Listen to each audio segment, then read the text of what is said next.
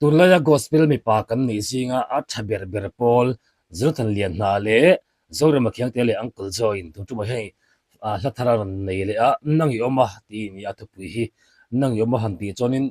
pathian an sei na ni mai tora kan nga ya hei karil ro pakhat kan sim sra ma an zai kan ngei thak ma hianin super trio kan nei thina mi zoin an neu kha an super trio khan phumbo da sia aw member simi pakhat pu zo se fan fam milo chan san ta ka chuan ti nan phumbo ta mak ta sia chumi nuwa chunin an neu hi kan super trio le thei tur chu an ni mai ngem o ti ne kan nei ve do thina chan chu tun generation tun kan hun ton me ka chon an ni aya super mo engema power nei tha hi an big don em man ni le ka ti ve do ni gospel na na pe chomi pazinga hian an neu pathum tho ho na hi a tha everything ngeni pathian fak na hla chu hete kan ngai thak hianin kan du to kan lo luang lim mai thin ta a video en khet poi ngai lo thina ma se an ni ho pathum za hi chumo an zai ba ka a video hi en tel cha ne a om tata chu teng en tel cha na min tir thei tur khop chon video hi ran siam thiama katia fi a fight taxi in mo munom ke chi deu tele ngeni min dit thatho turang deu khateng borok engem mo deu hi a video hi ran keng tel thina ni chuwa chonin a mu po hi anuam tel tura kanga ya boli sela kan thir ho ma lang ha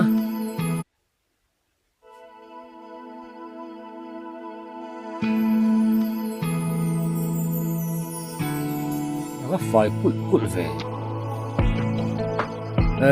sila than le uncle so ain aron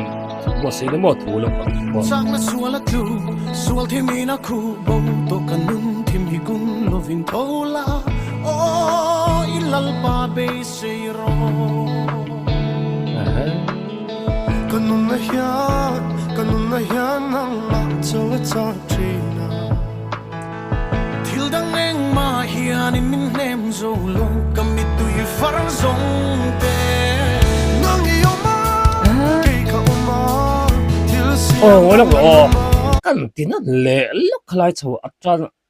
chang chho tan tir kha chak na sola tlu ti in bularon tan chawa chumi cha na sola tlu mo pathian ring to tu lale sukesta ring to tu chumi cha na sola alo tluk le anna tanga tluhan lo tura tho chok le tura in fu na lampang kha engma ke mania phurna te chona thar engma thazok min petu tur lani ngai pokan ring dewa pachoni tunlai kan borok ton nen ain mil he me ngal top mina thachu mani chu pak ma kan chimpa pakathianin kan thena group a hianin pathian ni alo om tak tak hle ne mole aron ti deu tol maya chu te chu kan ro om angren khop mai enge khun ton kha khun har sa khun kiat ta polo tong ve po to po ni mai thei tu na mi a hlai kan nga thali chen avan lo in rem kan ru article 3 ngal he mai sang na suala tu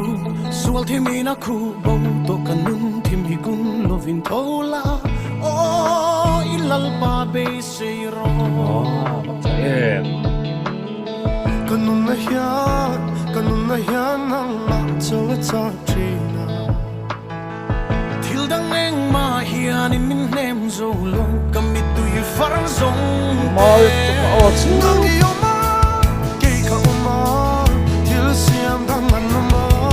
kan zahia ikut mi teve kan ni hey ya min pantry kaman kamuan koi no na min pui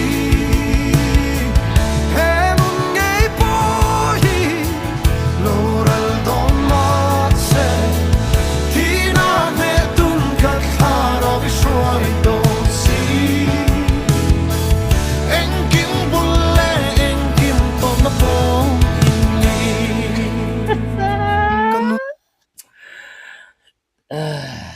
kanun na hi lo chawin ka thlau po lo thadon po ni la thi na ne tu in ka thlau I ne na ikuta akol min kol sak don si avahan ha adam avan thamuan thak tak em o ha khai thu le thuk chu fan rem man ve en kim bulle en kim to na po hian kanun na hian nang ma chawa be sei thi Kadu sam thil te thengri lo ma se nang ka be sei fan chi nang yoma be sei duri oma hen hia ha chong nam hun no ma theng le chi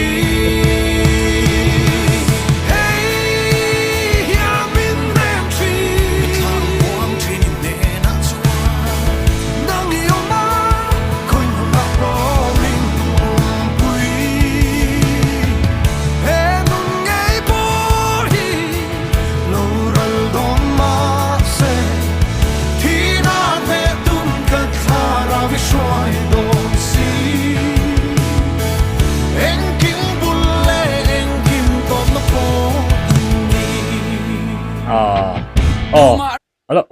he uncle zaran lu dona an oi van choi moi don ta zra than lian ha le zore mai tero pu sai la o le pu zo sef o in choi moi lu tu ko kal dun thin kan tiang deuh khan in ka ria che thei uncle zaran re vela dona ta chani football agin sai ta ila zore male zra than lian na ina ta ball aron kick chok aron pet chok ka midfield aron chak kwal koi vel ta uncle cha hian ball aron then hun lo nga karina an hi chon aron khal koi kwal vel to lewin ngani bol mu vel a chan vel mar de win no tla phei pui pop rap phei pui le pop lamar phei le pop don kan ni mela ti khap sa an combination a tha so an o ai na rual ai choi moi si a thu a khai ama man love Du ma reng from kim tura duang kan lo Krista ngai bo kan mi felte a song lo kan ni ma tuang dam kan nat na song ne bo thiat na ro ma cha ba om ka tluk na song te thi ma chu de ta ne na puri pur de ta chong na la fa ku de ta na mo na tuin lu yin ni e ka ta na om rek ma lin min nom ti ngai lo so te chia ka ta na thi thei bi kan nei lo ka ta ni ai ra kla atra section ya va han in rem moi uncle general de power na va pier gol ta khami an pathuma celebrate le tur ai mu khom le tur khami ran lu chau lai vel kha na lu tu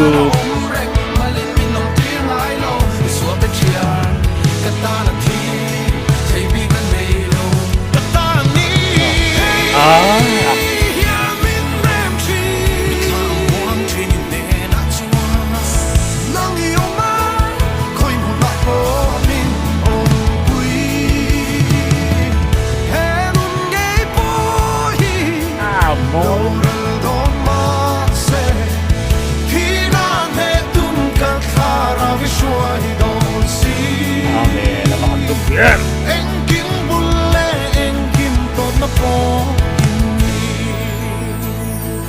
sak na swala ku swal tim in a ku bo to kanun tim hi kun lovin thola o ilal pa be seiro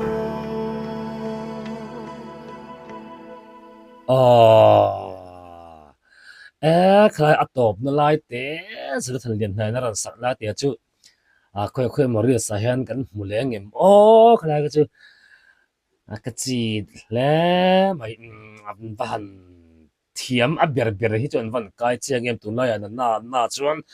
a thu mol mai hi zra than lian na hian van phua chuak van rem mo hi take chak na solat fo thin he kanan hi